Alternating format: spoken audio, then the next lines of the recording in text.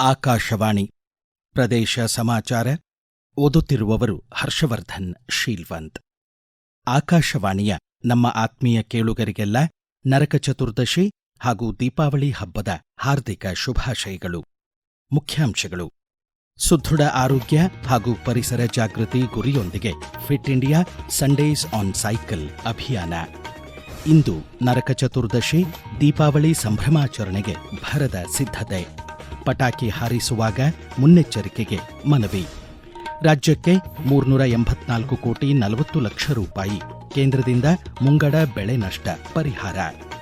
ರಾಷ್ಟ್ರೀಯ ಕೃಷಿ ಕೀಟ ಸಂಪನ್ಮೂಲಗಳ ಕೇಂದ್ರದಿಂದ ಸಾವಯವ ಕೃಷಿಗೆ ಒತ್ತು. ಈಗ ವಾರ್ತೆಗಳ ವಿವರ. 3ನೇ ಭಾನುವಾರದ fit India Sundays on cycle ಆಂದೋಲನದ ಮುಂದುವರಿದ ಭಾಗವಾಗಿ iron wheels of unity cycling ಸುದೃಢ ಆರೋಗ್ಯ ಮತ್ತು ಪರಿಸರ ಪ್ರಜ್ಞೆಯನ್ನು ಉತ್ತೇಜಿಸುವ ಗುರಿ ಹೊಂದಿದೆ. ಕೇಂದ್ರ ಯುವಜನ ವ್ಯವಹಾರ ಹಾಗೂ ಕ್ರೀಡಾ ಸಚಿವಾಲಯ ಫಿಟ್ ಇಂಡಿಯಾ ಅಡಿ ಸರ್ದಾರ್ ವಲ್ಲಭ ಭಾಯಿ ಪಟೇಲ್ ಅವರ 150ನೇ ಜನ್ಮದಿನಾಚರಣೆ ಸ್ಮರಣಾರ್ಥ ಈ ತಿಂಗಳ 31ರಿಂದ ಐರನ್ ವೀಲ್ಸ್ ಆಫ್ ಯುನಿಟಿ ಧ್ಯೇಯದ 2 ರಾಷ್ಟ್ರವ್ಯಾಪಿ ಸೈಕ್ಲಿಂಗ್ ಯಾತ್ರೆಗಳನ್ನು ಆಯೋಜಿಸಲಿದೆ. ಈ ಕುರಿತು ಒಂದು ವರದಿ.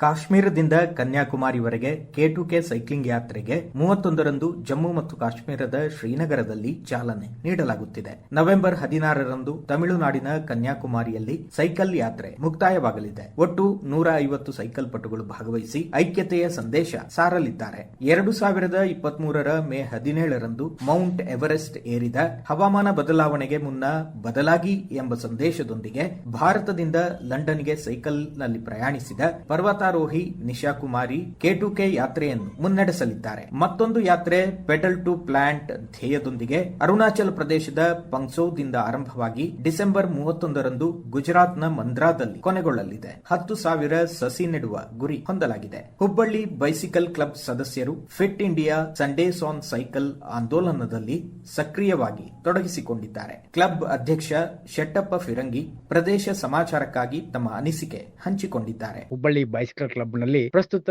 ಸಕ್ರಿಯ ಸೈಕ್ಲಿಸ್ಟ್ಗಳು 100ಕ್ಕಿಂತ ಹೆಚ್ಚು ಜನ ಇರುವುದು ನಮ್ಮ ಕ್ಲಬ್ನ ಹೆಗ್ಗಳಿಕೆ. ಕ್ಲಬ್ ನಲ್ಲಿ ವಯೋಮಾನದ ಭೇದ ಭಾವವಿಲ್ಲದೆ 14-15 ವಯಸ್ಸಿನಿಂದ ಹಿಡಿದು 65-70ಕ್ಕಿಂತ ಹೆಚ್ಚಿನ ವಯಸ್ಸಿನ ಸೈಕ್ಲಿಸ್ಟ್ಗಳು ನಮ್ಮ ಕ್ಲಬ್ನ ಹೆಮ್ಮೆ ಅಂತ ಹೇಳಿದ್ರೆ ತಪ್ಪಾಗ್ಲಿಕ್ಕಿಲ್ಲ. ನಮ್ಮ ಹುಬ್ಬಳ್ಳಿ ಬೈಸಿಕಲ್ ಕ್ಲಬ್ನ ವತಿಯಿಂದ ಪ್ರತಿ ವಾರಕ್ಕೊಮ್ಮೆ ವೀಕೆಂಡ್ ರೈಡ್ಗಳಾಗಲಿ ಅಥವಾ ಪ್ರತಿದಿನ ಹುಬ್ಬಳ್ಳಿ ಧಾರವಾಡಗಳ ಮಧ್ಯೆ ನಡೆಯುವಂತ ಪ್ರಾಕ್ಟೀಸ್ ರೈಡ್ಗಳಾಗಲಿ ಸೈಕ್ಲಿಸ್ಟ್ಗಳು ಪ್ರತಿನಿತ್ಯ ತಮ್ಮ ಅನುಕೂಲಕ್ಕನುಗುಣವಾಗಿ ಪ್ರಾಕ್ಟೀಸ್ ರೈಡ್ಗಳನ್ನ ಮಾಡುತ್ತಿರುತ್ತಾರೆ. 50ರಿಂದ 100 ಕಿಲೋಮೀಟರ್ಗಳದ್ದಾಗಿರುತ್ತವೆ. ಈ ವರ್ಷದ ನಮ್ಮ ಹುಬ್ಬಳ್ಳಿ ಬೈಸಿಕಲ್ ಕ್ಲಬ್ನ ಸಿಗ್ನೇಚರ್ ಇವೆಂಟ್ ಆದಂತಹ ಗೋವನ್ ಅಫೇರ್ 2025 ಇವೆಂಟ್ ಅನ್ನ ನಾವು ಈಗ ತುಂಬಾ ಅದ್ದೂರಿಯಾಗಿ ಆಯೋಜನೆ ಮಾಡಿದ್ದೀವಿ. ಕರ್ನಾಟಕದ ಮೂಲೆ ಮೂಲೆಯಿಂದ 65ಕ್ಕಿಂತ ಹೆಚ್ಚು ಜನ ಸೈಕ್ಲಿಸ್ಟ್ಗಳು ತಮ್ಮ ಹೆಸರನ್ನ ನೋಂದಾಯಿಸಿಕೊಂಡಿದ್ದಾರೆ. ನವೆಂಬರ್ 22ರಂದು ನಡೀತಾ ಇದೆ. ಕ್ಲಬ್ನ ಸದಸ್ಯತ್ವವನ್ನು ಪಡೆದುಕೊಳ್ಳಬಹುದು.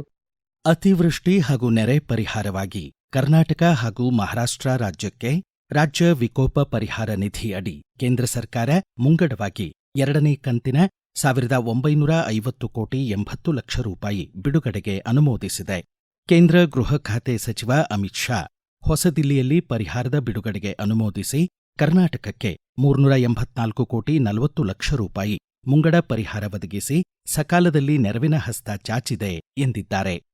ಮುಂಗಾರು ಮಳೆಯ ತುರ್ತು ಪರಿಸ್ಥಿತಿಯಲ್ಲಿ ರಾಷ್ಟ್ರೀಯ ವಿಪತ್ತು ನಿರ್ವಹಣಾ ಪಡೆಗಳ 199 ತಂಡಗಳು ದೇಶದ 31 ರಾಜ್ಯಗಳು ಹಾಗೂ ಕೇಂದ್ರಾಡಳಿತ ಪ್ರದೇಶಗಳಲ್ಲಿ ಮನನೀಯ ಕಾರ್ಯ ಮಾಡಿವೆ. ನಶಿಸುವ ಹಂತದಲ್ಲಿರುವ ಕುಸುಬೆಯ ಉಳಿವಿಗಾಗಿ ರೈತರು ಸಾವಯವ ಕೃಷಿ ಮೂಲಕ ಪುನರುಜ್ಜೀವಿತಗೊಳಿಸುವಂತೆ ಧಾರವಾಡ ತಾಲೂಕು ಉಪ್ಪಿನಬೆಟಗೇರಿಯ 3000 ವಿರಕ್ತ ಮಠದ ಶ್ರೀ ಕುಮಾರ ವಿರೂಪಾಕ್ಷ ಸ್ವಾಮೀಜಿ ಕರೆ ನೀಡಿದ್ದಾರೆ. ಜೀರ್ಗಿವಾಡದ ಧಾರವಾಡ ತಾಲೂಕು ರೈತ ಉತ್ಪಾದಕರ ಕಂಪನಿ ಆಯೋಜಿಸಿದ್ದ ಕಾರ್ಯಾಗಾರದಲ್ಲಿ 100 ಜನ ರೈತರಿಗೆ ಎಣ್ಣೆಕಾಳು, ಕುಸುಬೆ ಬೀಜಗಳನ್ನು ಉಚಿತವಾಗಿ ವಿತರಿಸಿ ಮಾತನಾಡಿದರು. Make in India, National Mission on Natural Farming ಯೋಜನೆಗಳಡಿ ಪ್ರಧಾನಮಂತ್ರಿಯವರು ರಾಸಾಯನಿಕ ಮುಕ್ತ ನೈಸರ್ಗಿಕ ಕೃಷಿ ಪ್ರೋತ್ಸಾಹಿಸಲು ಪ್ರತಿ ಎಕರೆಗೆ 4,000 ರೂಪಾಯಿ ಪ್ರೋತ್ಸಾಹಧನ ನೀಡುತ್ತಿದ್ದಾರೆ ಎಂದರು.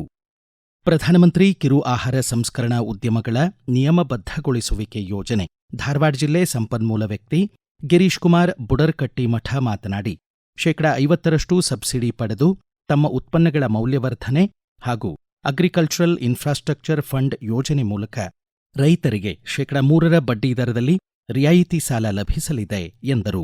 25ಕ್ಕೂ ಹೆಚ್ಚು ರೈತ ಉತ್ಪಾದಕರ ಕಂಪನಿಗಳ ಪ್ರತಿನಿಧಿಗಳು ಈ ಕಾರ್ಯಕ್ರಮದಲ್ಲಿ ಪಾಲ್ಗೊಂಡಿದ್ದರು. ಈಗ ವಾಣಿಜ್ಯ ಪ್ರಕಟಣೆ, ನಂತರ ಪ್ರದೇಶ ಸಮಾಚಾರ ಮುಂದುವರಿಯುವುದು. ಅಂಗಡಿ ಮುಂಗಟ್ಟುಗಳು, ಮಾರುಕಟ್ಟೆಗಳು ಮತ್ತು ಮಾಂಸದಂಗಡಿಗಳಂತಹ ಬೃಹತ್ ತ್ಯಾಜ್ಯ ಉತ್ಪಾದಕರು ತ್ಯಾಜ್ಯವನ್ನು ಖಾಲಿ ಜಾಗಗಳಲ್ಲಿ ಬಿಸಾಡುವುದು, ಸುಡುವುದು, ಕೆರೆ ಕಟ್ಟೆ, ರಾಜಕಾಲುವೆಗಳಲ್ಲಿ ಹಾಕುವುದು ಶಿಕ್ಷಾರ್ಹ ಅಪರಾಧ. ಬದಲಿಗೆ ನಗರ ಸ್ಥಳೀಯ ಸಂಸ್ಥೆಯಿಂದ ತ್ಯಾಜ್ಯ ಸಂಗ್ರಹಣೆಗೆಂದೇ ಬರುವ ವಾಹನಗಳಿಗೆ ನೀಡಿ ಪರಿಸರ ಮಾಲಿನ್ಯವನ್ನು ತಡೆಗಟ್ಟಿ ಪರಿಸರ ಸಂರಕ್ಷಣೆಯಲ್ಲಿ ನಮ್ಮೊಂದಿಗೆ ಕೈ ಜೋಡಿಸಿ.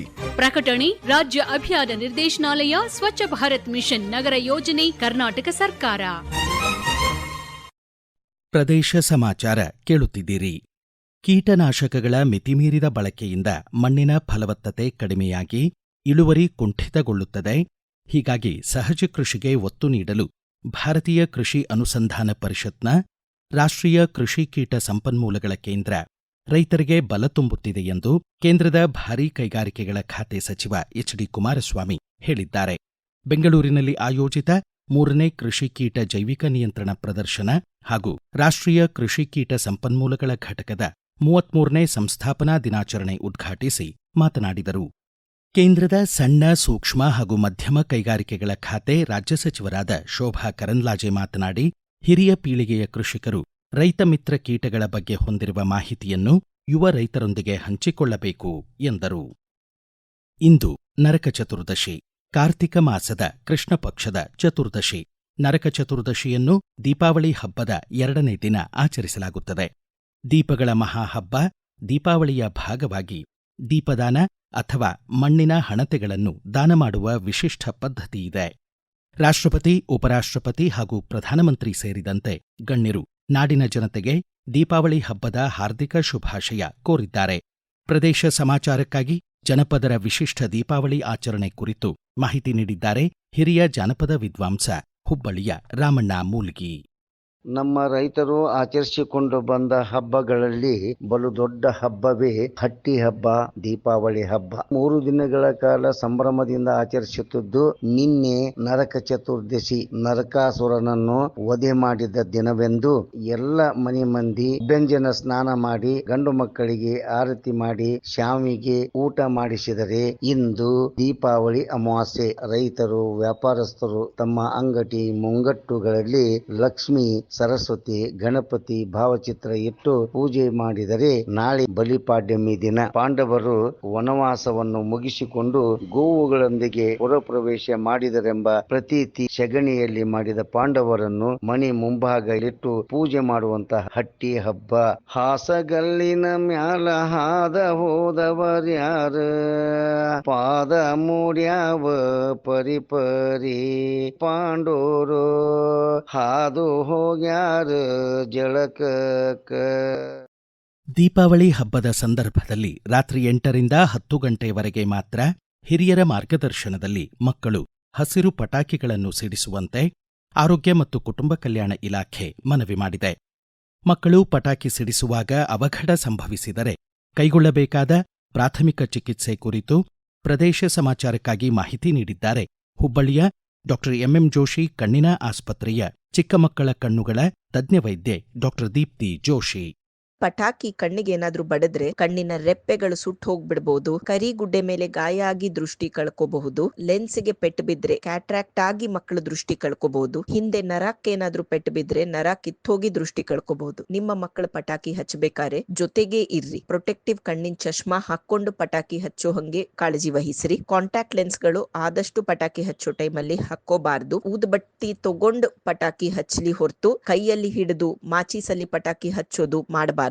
ಮಕ್ಕಳು ತಾವು ಪಟಾಕಿ ಹಚ್ಚೋದಕ್ಕಿಂತ ಬಾಜುಕಿನವ್ರ ಪಟಾಕಿ ಹಚ್ಚಬೇಕಾದ್ರೆ ಕಣ್ಣಿಗೆ ಸಿಡಿಸ್ಕೊಂಡು ಬರ್ತಾರೆ. ಪಟಾಕಿಯಿಂದ ಕಣ್ಣಿಗೆ ಪೆಟ್ಟು ಬಿತ್ತಂದ್ರೆ ಕಣ್ಣು ಕಟ್ ಆಗ್ಬಿಡುದು, ಕಣ್ಣೊಳಗಡೆ ಏನೋ ಒಂದು ವಸ್ತು ಹೋಗಿ ಸಿಕ್ಕಾಕೊಳ್ಳೋದು, ಈ ತರ ಆಗಬಹುದು. ನಿಮ್ಮ ಕಣ್ಣನ್ನು ಮುಟ್ಕೊಳ್ಳಿಕ್ ಹೋಗ್ಬೇಡ್ರಿ, ಉಜ್ಕೊಳ್ಳಿಕ್ ಹೋಗ್ಬೇಡ್ರಿ. ಸಿಕ್ಕಾಕಿರೋ ಯಾವ ಪದಾರ್ಥಗಳನ್ನು ಕಣ್ಣಿಂದ ತೆಗಿಲಿಕ್ ಹೋಗ್ಬೇಡ್ರಿ. ನಿಮ್ಮ ಹತ್ರ ಒಂದ್ ಬ್ಯಾಂಡೇಜು ಹತ್ತಿ ಇದ್ರೆ ಕಣ್ಣಿನ ಕವರ್ ಮಾಡ್ಕೊಂಡು ಏನೂ ನೀವು ಮನೆಯಲ್ಲಿ ಫಸ್ಟ್ ಏಡ್ ಮಾಡದೆ ಇಮಿಡಿಯೇಟ್ಲಿ ಆಫ್ಥಲ್ಮಾಲಜಿಸ್ಟ್ ಕಾಣ್ರಿ.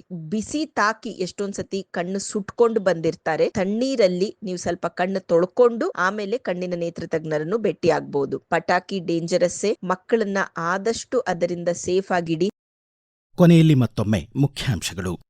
ಸುದೃಢ ಆರೋಗ್ಯ ಹಾಗೂ ಪರಿಸರ ಜಾಗೃತಿ ಗುರಿಯೊಂದಿಗೆ fit India Sundays on cycle ಅಭಿಯಾನ. ಇಂದು ನರಕ ಚತುರ್ದಶಿ, ದೀಪಾವಳಿ ಸಂಭ್ರಮಾಚರಣೆಗೆ ಭರದ ಸಿದ್ಧತೆ. ಪಟಾಕಿ ಹಾರಿಸುವಾಗ ಮುನ್ನೆಚ್ಚರಿಕೆಗೆ ಮನವಿ. ರಾಜ್ಯಕ್ಕೆ 384 ಕೋಟಿ 40 ಲಕ್ಷ ರೂಪಾಯಿ ಕೇಂದ್ರದಿಂದ ಮುಂಗಡ ಬೆಳೆ ನಷ್ಟ ಪರಿಹಾರ. ರಾಷ್ಟ್ರೀಯ ಕೃಷಿ ಕೀಟ ಸಂಪನ್ಮೂಲಗಳ ಕೇಂದ್ರದಿಂದ ಸಾವಯವ ಕೃಷಿಗೆ ಒತ್ತು. ಇಲ್ಲಿಗೆ ಪ್ರದೇಶ ಸಮಾಚಾರ ಮುಕ್ತಾಯವಾಯಿತು.